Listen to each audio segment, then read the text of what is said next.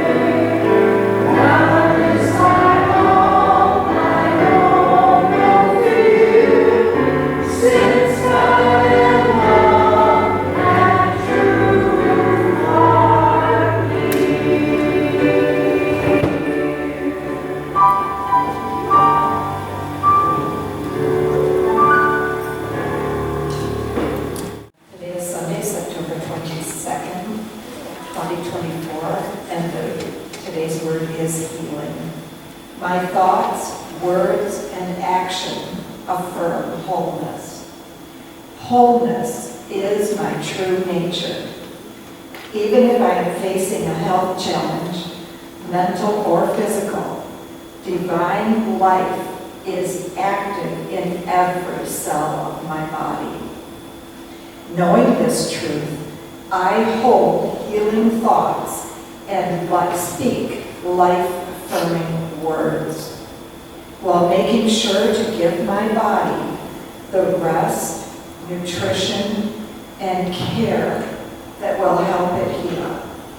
I refuse to allow thoughts of sickness or weakness or my past grow in my consciousness. I seek support among friends and family who share my belief in wholeness. As I have been supported, I offer my support. I feel honored when I am asked for healing prayer. I look beyond the appearances of illness with faith-filled vision. I behold and affirm the wholeness that is seeking to express more completely in the lives of those for whom I pray. John 5:6 says, when Jesus saw him lying there and knew that he had been there for a long time, he said to him, "Do you want to be made well?" Good morning. Good morning.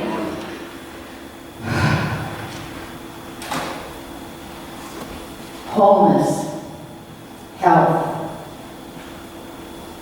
I affirm that as well.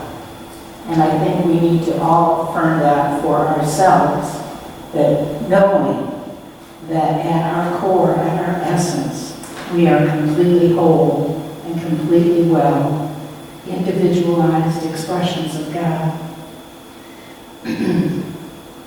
And that leads us to what we repeat every week with complete feeling and understanding of what we're saying. Because it's great to know these prayers and affirmations and to say them. But when they really become effective is when we feel them.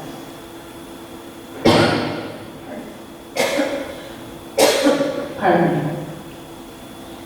So together, with feeling, let us say our statement of being. God is all, both invisible and visible. One presence, one mind, one power is all. This one that is all is perfect life, perfect love, and perfect substance. I am an individualized expression of God. I am ever one with this perfect life, perfect love, and perfect substance. And with that in mind, please relax. Allow any tension that might be in your body to release, let it go. You might be more comfortable if you close your eyes as we move into divine meditation. Move into our heart space where that wholeness, that oneness, that completeness that is us when we are consciously united with our higher self. It is always there with us. It is just for us to take notice. Ask and it will be given. Seek and we will find. Knock and the door shall be opened unto us. We remember these things and we understand what those words tell us, that we are always part of that one indivisible substance that is the energy of life. It lives in, through, and as us, and we take all of our energy from it. And we know that this God energy is the energy of life and love. And we remember we are individualized expressions of all that is. Let's take a few moments in the silence and just think about being one with the one.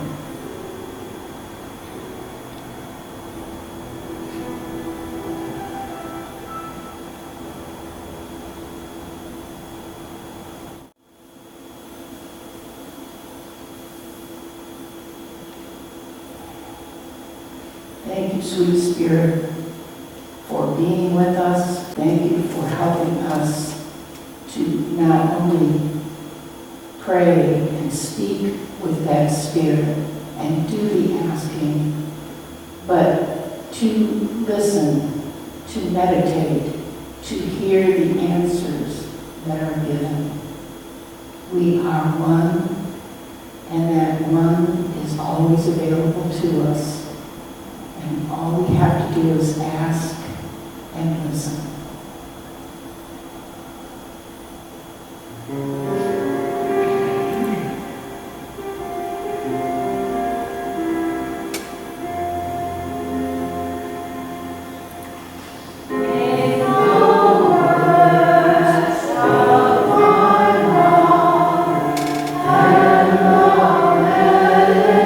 Meditations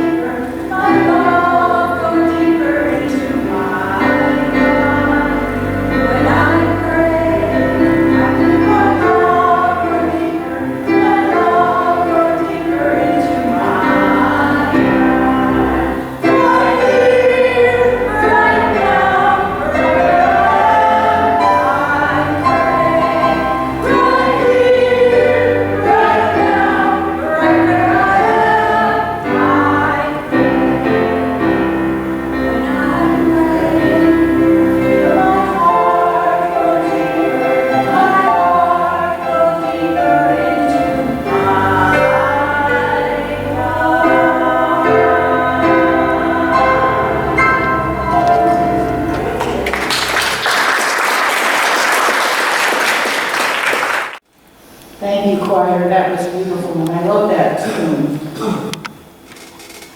And that's one of the many things that prayer does.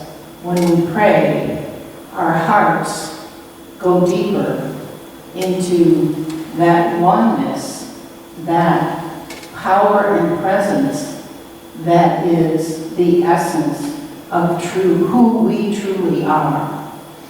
And today's message is based on this booklet that we passed out last week, week before. So I hope you've had a chance to at least glance through it. The Bible verse that we chose for today comes from the words of our way shower Jesus, who said, "I am the way, the truth, and the life." And what did he mean by that? Well, I think Unity's name for Jesus, or descriptive name for Jesus, our way shower, explains those words very well. Because if we look at the way Jesus lived his human life, we can see he showed us the way. Because Jesus, as a little boy, Jesus, even as a 30-some-year-old man doing the miracles that he did, was not so very different from you and I. He was showing us all that we could be. These things I do, ye shall do, and more. And how often do we forget that? We get scared, or we get nervous, or we get intimidated, and all of a sudden we forget who we truly are and what our way shower showed us.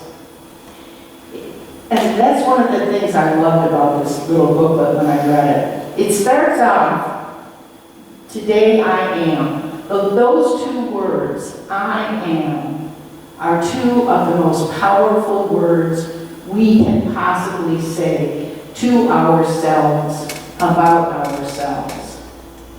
And unfortunately, probably from the time we are small children, we are not always taught to say, "I am beautiful, I am smart, I am funny, I am a child of God."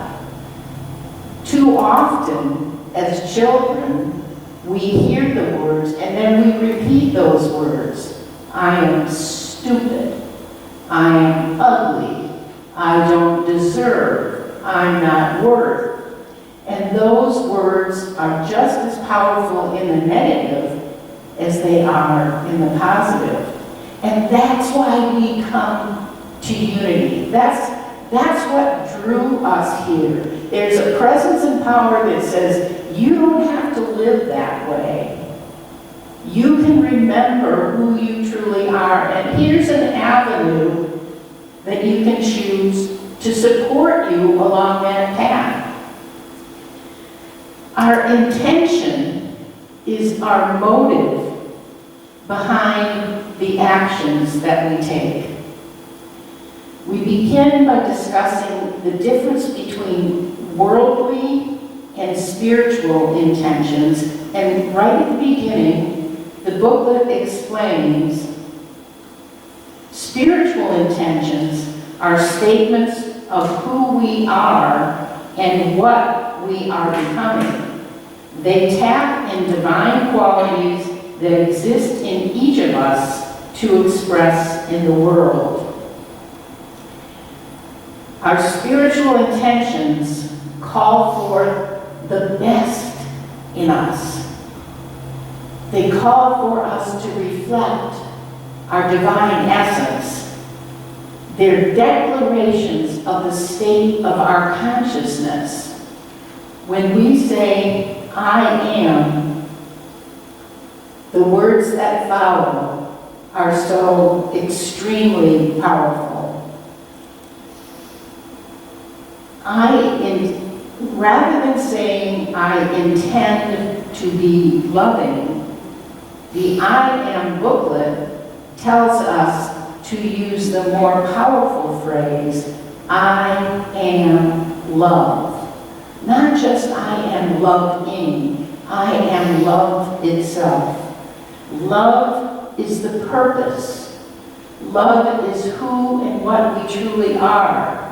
Our actions are coming from the intention of being love.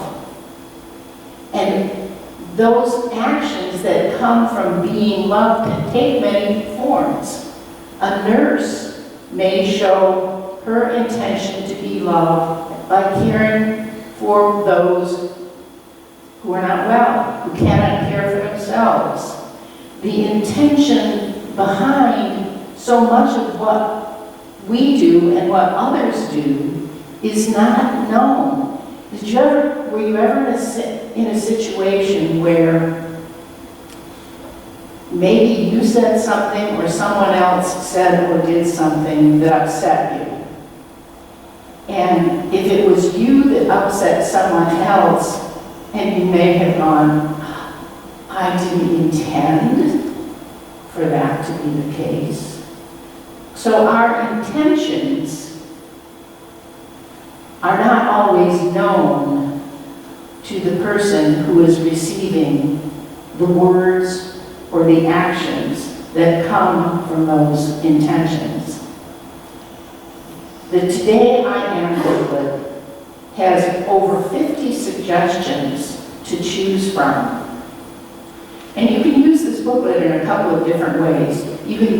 They suggest, one of the suggestions in using a booklet is read it every day and see what intention jumps out at you. And maybe that's the intention you need to focus on for a while. Or you can look at the table of contents at the beginning of the book and see, today, what do I need today? Today, let me just choose one. I am clear. What does that mean? We are all familiar with spring cleaning. The days grow longer, the flowers start to bloom, and we look around. Where did all this stuff come from? I gotta tell you, that kind of hits home for me, because since my energy level just isn't where it used to be, and I'm a bit of a neatnik, at least on the surface. I mean, the drawers can be stuffed full of disorganized things, but when you walk in the door, the tables are clear, you know, it might be a little dusty, but they're not full of stuff. I got Mike into the habit with me of helping me make the bed every morning. So if you walk into my bedroom, the bed is made. I mean, the sheets might not have been changed as frequently as they should have been, but the bed is made. So on the surface, everything looks good, or at least it used to. I walk into my house and I'm like, what happened to my clean house? I'm a reader, as you probably know. I have stacked, my desk has too many books on it. One person could not possibly read the number of books I have on my desk in a year, even if they read one a month. And this is just, it's not like me, and I don't like seeing it, but my energy is such that I clean up one area, and by the time I gather together enough energy to get something else cleaned up, that one's messed up again. So we have to be clear. Where did all this stuff come? Or wow, this place is dusty. Have you ever looked around at your dominant thoughts and come to the same conclusion?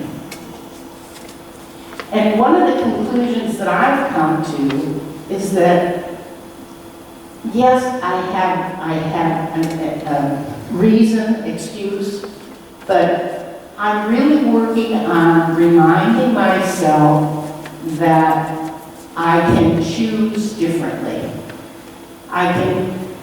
Because I've been taking my daily naps, but I'm not sleeping like I used to. It used to be if I lay down, I was gone for an hour or two within 5 minutes. So that tells me I'm getting better. So I lay down and rest, and then I get up and do a little something. I'm just I'm working on reminding myself, not just mentally that I'm healthy, but proving to myself that I'm healthy by forcing myself to have a little more energy and expend a little more energy here and there. On day 16, this was one of the ones I picked out, which is just before I am clear. Isn't that interesting? On day 16, today I am kind. Kindness is something, it's easy to do and easy not to do, right? In his book, The Power of Intention, which I did bring with me, if you're a Wayne Dyer fan like I am, and haven't read this one, or haven't read it in a while, The Power of Intention, learning to co-create your world your way. And I love this book. This is one of my favorites of Dr. Dyer's books, and I have almost all of them. He's written a ton. In his book, Dr. Dyer says, kindness is a fundamental attribute of the supreme operating power. And this includes being kind to ourselves as much as it does being kind to others. When you're kind to others, you receive kindness in return. And this illustrates one of the most touching stories you may have heard before, but I think you'll enjoy hearing it again. In Brooklyn, New York, Cush is a school that caters to learning disabled children. Some children remain in Cush for their entire school career, and others can be mainstreamed into conventional schools. And it was at a Cush fundraising dinner that a father of one of these children delivered a speech that no one could have ever forgotten. After extolling the school and its dedicated staff, he cried out, "Where's the perfection for my son, Shia? Everything God does is done with perfection, but my child cannot understand things that other children do. My child cannot remember facts and figures the way other children can. Where is God's perfection in my child?" The audience was quite shocked by this father's query. And they were silent and listened. I believe that when God brings a child like mine into this world, the perfection he seeks is in the way people react to this child. And then he told the following story about his son, Shia. One afternoon, as Shia and his father walked past the park, there were some boys playing baseball. And Shia said, "Dad, do you think they'd let me play?" Shia's father knew his son was not at all athletic. But he also understood that if these boys would give him a chance to play. It would give Shia a sense of belonging. So he approached one of the boys on the field and asked, "Can my son play ball with you?" The young boy looked around to see if there were any of his teammates that he could ask for guidance from, and there didn't seem to be anybody, so I guess he decided to take matters in his own hands. He said, "Well, let me see. We're losing by 6 runs. The game's in its 8th inning. I guess he can be on our team, and we'll try to put him up to bat in the 9th inning." Well, Shia's father was ecstatic, and Shia was just grinning from ear to ear. So he was given a glove and told to go out in the middle of center field and be part of the team. Shia's team, at the bottom of the 8th, scored a few runs, but they were still behind by 3. In the bottom of the 9th, Shia's team scored again, and now had 2 outs, and the bases were loaded. The potential winning run stood on base, and guess who was scheduled to be up to bat? Would the team actually let Shia take his bat at this juncture and give away their chance to win the game? Surprisingly, they gave Shia the bat. Everybody knew it was impossible because Shia didn't even know how to hold it. But he stepped up.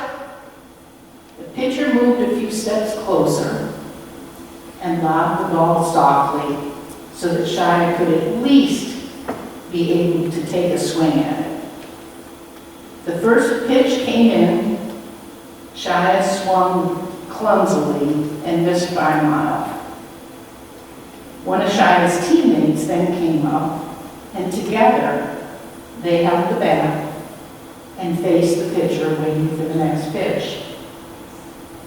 Again, the pitcher took a few steps forward. As the pitch came in, Shia and his teammate swung the bat together and hit a slow ground ball right toward the pitcher. The pitcher picked up the grounder, could have easily thrown it to the first baseman, but then Shia would have been out of the game and the game would have ended. So instead, the pitcher took the ball and threw it on a high arc to right field, far beyond the reach of the first baseman. Everyone started yelling, "Shia, run to first, run to first." Shia had never run to first in his life. He didn't know what they were talking about. But they showed him, and he scampered down the first baseline, wide-eyed and startled. By the time he reached first base, the right fielder had the ball, and he could have thrown it to the second baseman, who would have tagged Shia out, who was still running. But the right fielder understood the pitcher's intentions. He understood his intentions, so when he got the ball, he threw the ball high over the third baseman's head. Everyone yelled, "Run to second, run to second!" And Shia ran toward second base as the runners ahead of him deliriously circled the bases towards home. As Shia reached second, the opposing shortstop ran to him, turned him in the direction of third base, and shouted, "Run to third!" As Shia rounded third, the boys from both teams ran behind him, screaming, "Run home, Shia! Run home!" He ran home, stepped on home plate, and all 18 boys lifted him up on their shoulders and made him the hero. He had just hit a grand slam and won the game for the team. That day, his father told the audience, softly, with tears now rolling down his face, those 18 boys reached their level of God's perfection. Kindness is a choice. So whatever we encounter today, let's choose to be kind. Any day, we can pick up this little booklet, Today I Am. We can go to the index and we can remind ourselves, today I am abundant. Today I am accepting. Today I am aware. I'm aware of my thoughts. I am aware of how my words affect other people. Today I am compassionate. And I show it. Today I am confident, creative, enthusiastic. There are over 50 choices. Today I am powerful. Today I am renewed. So just these little booklets, just taking a few minutes a day, picking it up and reading a page can make a huge difference in our lives. One of the practices that Mike and I have is every morning we read the daily word, we read Science of Mind, and we pray. That's our morning routine, and my day just isn't right if I don't start it with my readings and my prayer and my meditation. And at night before I go to bed, I remember my gratitude. I try to find at least 3 things, and it can be the fact that the leaves on the trees are turning a beautiful shade of gold and red. It can be the fact that I have been blessed to lead this church during the most challenging year of my life, and I have had the support that I would have never had I not made the decision over 4 years ago to go to ministerial school at my young age. I am so grateful for everything in my life. And things have a way of working together for our highest good. And that's one of my favorite sayings that I use all the time, and I hope you do too. All things work together for my highest good, especially when we're in a situation that doesn't feel so good. But if we know, what's that saying? If it's not good, it's not finished.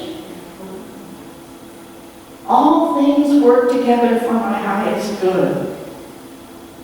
Shiloh, a little boy who'd never run the bases, had never swung a bat, hit a grand slam that day because of the kindness of 18 little boys who didn't know Shiloh from Adam.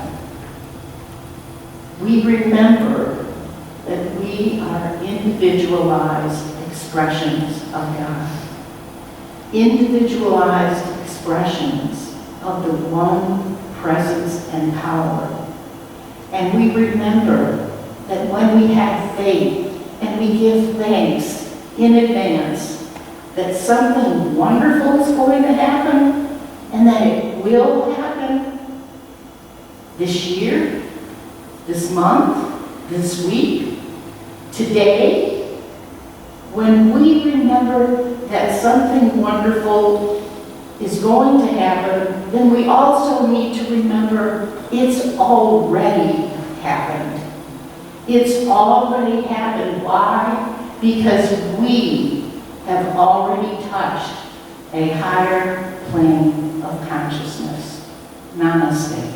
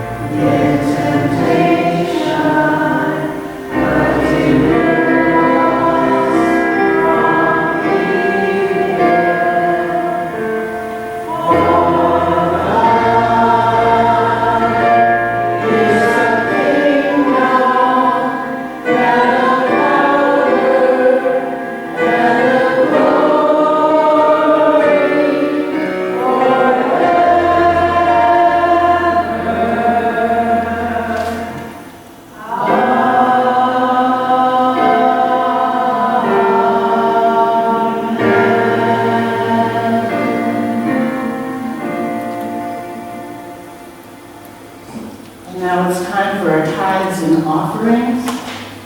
Now is the time that we give back to unity and unity peace for all that we receive through the blessings of being members of this church and of this movement. It's changed my life, and I know it's changed the lives of many others.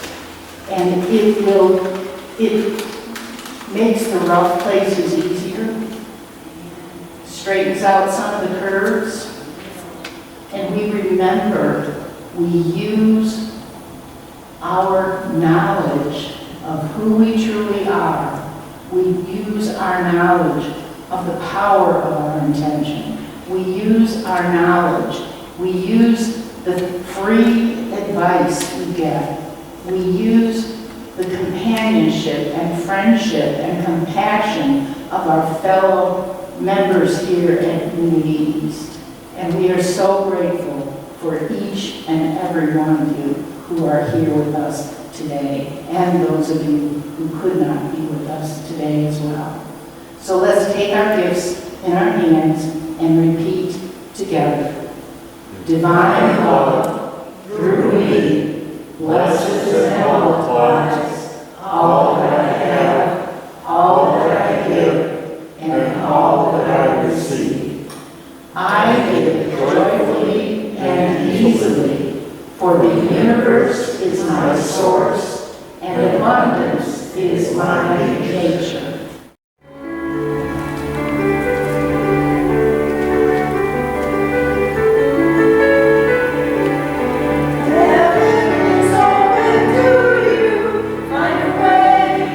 Open your heart.